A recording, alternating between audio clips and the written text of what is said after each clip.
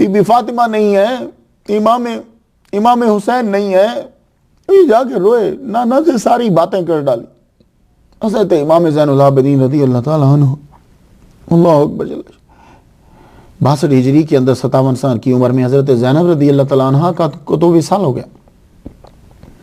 اب حضرت امام زین العابدین کے بقیہ 35 سال جو ہیں وہ مدینہ شریف میں کیسے گزرتے ہیں میں آپ کو تھوڑا تھوڑا بتلا دوں، اور یہ جو حصہ ہے یہ آپ لوگوں کو دیکھنا ہے، کیونکہ یہ واقعہ بیان کرنے کی اصل منشا جو ہوتی ہے وہ یہ نہیں بتلانا ہوتا کہ وہ پیدا کب ہوئے ہیں، کیا ہیں وہ، اصل مطلب انہوں نے کیا کیا، بتلایا کیا ہمیں۔ 35 سال امام زین العابدین نے کوفہ اور دمشق، اس کے بعد مدینہ میں اب 35 سال آپ کے باقی گزر۔ 61 ہجری سے 64 ہجری تک، اکتوبر 10 680 محرم 61 ہجری کو واقعہ کربلا ہوا۔ 62 ہجری میں حضرت زینب دنیا سے چلی گئیں۔ امام زین العابدین نے باقی اپنی زندگی عبادت میں اور تدریس میں گزار دی۔ اب آپ نے 2 کام شروع کر دی، اللہ کی عبادت اور لوگوں کو ایجوکیٹ کرنا، کہ یہ لوگ جو ہیں انہیں تعلیم نہیں ہے، یہ نہیں جانتے کہ یہ اہل بیت اولاد رسول کا مقام کیا ہے، محمد مصطفیٰ صلی اللہ علیہ وسلم کی تعلیم کیا ہے، یہ لوگ بھول گئے ہوئے ہیں، انہیں وہ یاد دلانا ہے۔ تو آپ نے عبادت، اللہ کا شکر ادا کر، حالانکہ بندے پہ اتنی تکلیفیں ہوں تو چاہیے یہ تھا کہ امام زین العابدین یزید کے ساتھ مل جاتے، پیسے کماتے، کھاتے، اس کی باتیں کرتے، نہیں ایسا نہیں، عبادت شروع کر دی۔ یہ نہیں ہے کہ مصیبت پر وویلا بھی نہیں کیا، رب کی عبادت اور زیادہ بڑھا دی اور لوگوں کو تعلیم دینا جو ہے وہ شروع کر دی۔ عبادت اتنی کی کہ ساری دنیا میں عبادت کرنے والوں کی زینت بن گئے۔ علی اوسط آپ کا نام مشہور نہیں ہوا، آپ کا نام اصل نام مشہور نہیں ہوا، زین العابدین مشہور ہو گیا۔ اب امام نے مدینہ میں لوگوں کے اندر تعلیم کا رجحان پیدا کیا۔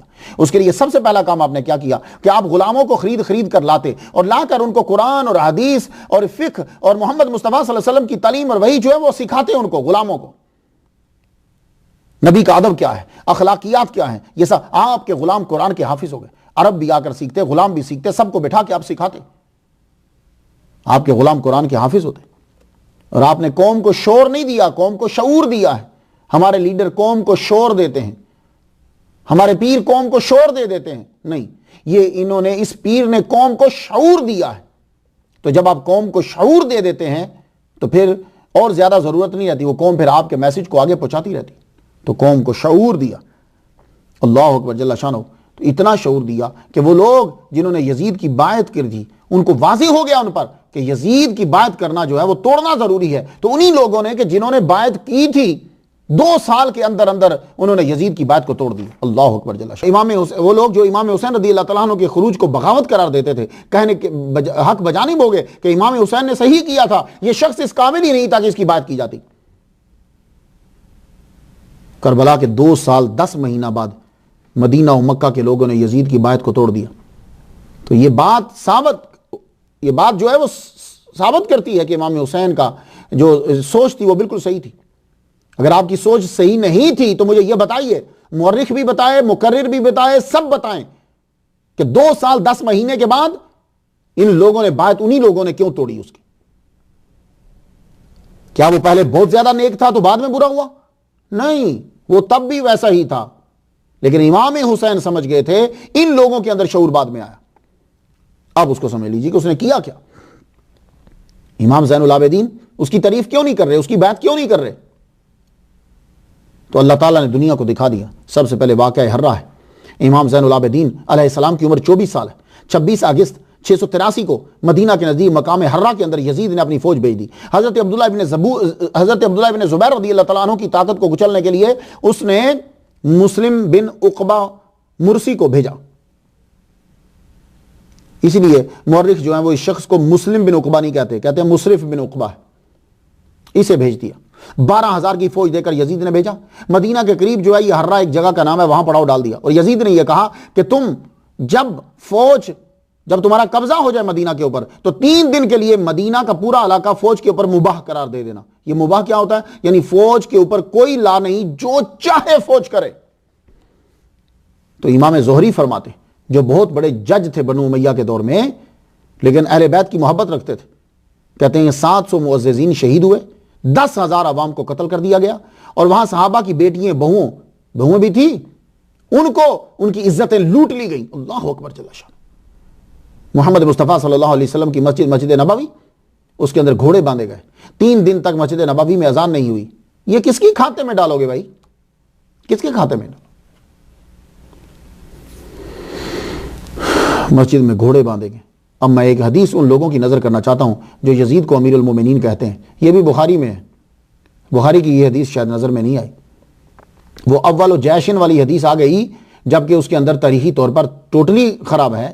یہ حدیث نہیں آئی. محمد مصطفیٰ صلی اللہ علیہ وآلہ وسلم فرماتے ہیں، مسلم میں نسائی میں بھی ہے، اور ترجمہ اس کا سنیے، مدینہ کے ساتھ جو شخص بھی برائی کرے گا اللہ اسے جہنم کی آگ سے سیسا کی طرح پگھلائے گا. یعنی جہنم کی آگ اتنا اثر کرے گی کہ پگھل جائے گا، اور یہ بہت زیادہ سیک کی ضرورت ہوتی. دوسری حدیث ترجمہ، جو اہل مدینہ کو ظلماً خوف زدہ کرے گا اللہ اسے خوف زدہ کرے گا، اس پہ اللہ، اس کے ملائکہ اور تمام انسانوں کی لعنت. قیامت کے روز اللہ اس سے کوئی چیز اس کے گناہوں کے فدیہ میں قبول نہ فرمائے. اسی حدیث کو پڑھ کر کچھ ائمہ کرام نے یزید پر لعنت کرنے کو جائز قرار دیا ہے، کیونکہ اس نے ظلماً 700 معززین، اب معززین میں صحابہ ہیں ہائی رینک کے، اور 10,000 عوام کو شہید کر دیا. وہ 10,000 تابعی، اکثریت تابعیوں کی بھی تو ہوگی، اور جو عورتوں کی عزتوں کو لوٹا گیا وہ. اللہ اکبر جل شانہ. ابھی یزید کی فوج جو ہے وہ مدینہ کے صحابہ اور مسلمانوں کو قتل کرنے کے بعد مکہ کے پر بھی حملہ ہو رہا تھا، لیکن بھرپور حملہ ہونا تھا. یزید اپنے گھوڑے سے گر کے مر گیا، یہ ایک روایت ہے. جب وہ مر گیا تو اب یہ سب کی سب فوج جو ہے وہ واپس چلی گئی. واپس جب چلی گئی تو حضرت عبداللہ ابن زبیر رضی اللہ تعالیٰ عنہ کا مکہ پر، مدینہ پر، ان علاقوں پہ اوپر قبضہ اور مضبوط ہو گیا. آپ کے گورنر جو ہیں وہ اب یہاں آ گئے. تو حضرت عبداللہ ابن زبیر رضی اللہ تعالیٰ عنہ کا دور جو ہے وہ جب مضبوط ہوا مکہ میں، مدینہ میں، عراق میں، یہاں ان علاقوں میں جب ہو گیا، اب اللہ تعالیٰ نے وہ جو بی بی زینب رضی اللہ تعالیٰ عنہا نے جو جملہ کہا تھا کہ اللہ تعالیٰ کا قہر و غضب نازل ہوگا، تو وہ قہر و غضب مختار ثقفی، مختار بن ابی عبید اللہ ثقفی کی صورت میں جو ہے وہ شخص، یہ بھی ایک، یہ ہستی جو ہے اہل تشیع کے نزدیک تو بہت بڑی متبرک ہستی ہیں. یہ ان کے ہاں تو کوئی اختلاف نہیں ہے، لیکن کچھ مورخ جو ہیں ان میں اختلاف جو ہے ان کے بارے میں ہے. لیکن میں اختلاف چونکہ بیان نہیں کر رہا، میں یہ بیان کر رہا ہوں کہ ان سے کام لیا اللہ تعالیٰ نے. انہوں نے یزیدیوں کو چن چن کر قتل کیا، اور جو کربلا کے اندر تھے جنہوں نے امام حسین رضی اللہ تعالیٰ عنہ کے ساتھ برا سلوک کیا، آپ نے چن چن کے ایک ایک کو جو ہے 70,000 کے قریب لوگ جو ہیں وہ امام حسین کے خون کے بدلے میں قتل کر دیے گئے. یہ مختار ثقفی کون ہے؟ یہ مختار ثقفی عام آدمی نہیں ہے. جب عبداللہ ابن زبیر رضی اللہ تعالیٰ عنہ کی حکومت مضبوط ہو گئی مکہ میں، مدینہ میں، کوفہ میں، عراق میں، مصر میں، شام میں، یہ مختار ثقفی طائف میں پیدا ہوئے تھے. ان کی ایک بہن کا نکاح عبداللہ بن عمر رضی اللہ تعالیٰ عنہ کے ساتھ ہے، جو حضرت عمر کے بیٹے ہیں. ایک بہن ان کی جو ہے وہ حضرت عمر بن سعد سے ان کا نکاح ہے. اور ایک بیٹی، ایک روایت یہ ہے کہ حضرت امام زین العابدین رضی اللہ تعالیٰ عنہ کی ایک زوجہ ان کی بیٹی ہیں. تو گویا کہ یہ 37 سال بڑے ہیں امام زین العابدین سے. مختار ثقفی 37 سال پہلے پیدا ہوئے. ڈاکٹر محمد حسین کے بقول ان کی ایک بیٹی زین العابدین کی عقد میں تھی.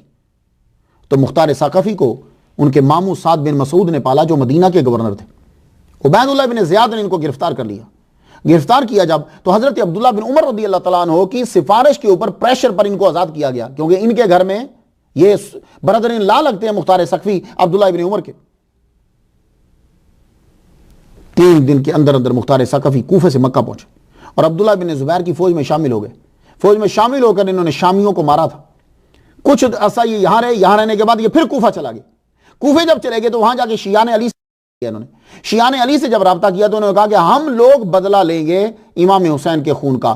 تو بس پاور پھر ان کی بڑھتی چلی گئی. جب پاور ان کی بڑھی پھر ایک دفعہ گرفتار ہو گئے، لیکن عبداللہ بن عمر رضی اللہ تعالیٰ عنہ کی سفارش پر پھر یہ چھوٹ گئے.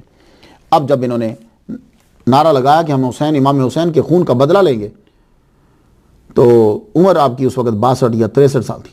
لوگوں نے جیب اور جان دونوں کے ساتھ آپ کی مدد کی. انہوں نے کوشش کی کہ حضرت امام زین العابدین کو سیاسی طور پر شامل کر لیا جائے، لیکن آپ شامل نہیں ہوئے. آپ نے فرمایا مجھے سیاست میں حصہ نہیں لینا، میرا موقف اب ڈیفرنٹ ہے، مجھے روحانیت اور علم لوگوں کے اندر اجاگر کرنا ہے، خاص طور پر یہ مکہ اور مدینہ کے لوگوں میں. تو آپ نے ایک مختلف سائیڈ سے جو ہے نا وہ دنیا کے رخ کو موڑ دیا، سیاست کو بالکل موڑ دیا. آپ نے فرمایا نہیں، مجھے وہ کام ابھی نہیں کرنا. مجھے یہی وجہ ہے کہ پھر مختار ثقفی نے محمد بن حنفیہ کو جو ہے وہ اپنا لیڈر تسلیم کرا، لیکن امام زین العابدین کی قدر وہ بہت کیا کرتے تھے، ان کو اپنا امام قرار دیتے تھے. قدر کرتے تھے؟ حضرت امام زین العابدین، آپ کی امامت برحق تھی.